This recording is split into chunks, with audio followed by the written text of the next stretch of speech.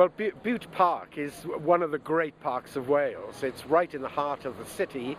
It leads out from the city out into the countryside, and it's used by several million people a year. I mean, the usage of Bute Park is enormous.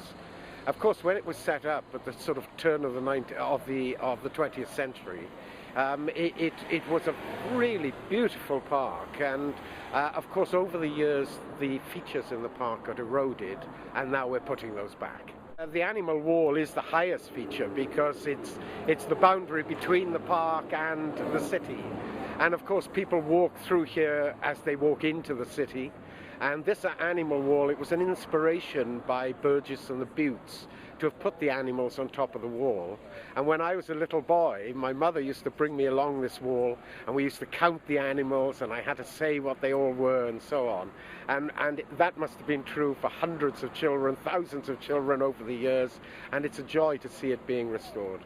The anteater lost its nose in the 80s. It's lost it several times previous to that, and part of the process is to make sure that we restore this fantastic wall, which is one of the things that people really love about Cardiff and Cardiff Castle, and bring it back to what it was meant to be. So we've replaced his nose, and a lot of the other animals have had their eyes replaced, and we'll also be touching up some of the stonework as well, making sure that it's back to as far as possible as we can get to the original as possible. Well, I think the animal wall is a much-loved Cardiff landmark, and sadly it's not been in top condition for the last few years. So having been able to get the help of Heritage Lottery Fund to do this restoration work and restore the anteater's nose to its former glory, I think is something that will be very much welcomed by people right across the city.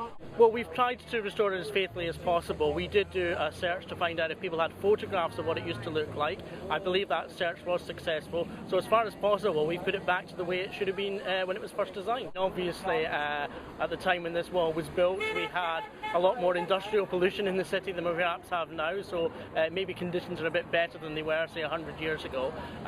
It's just something that you've got to sort of keep an eye on, and if it needs a bit of attention over the years, then we've got to try and find a way to do that.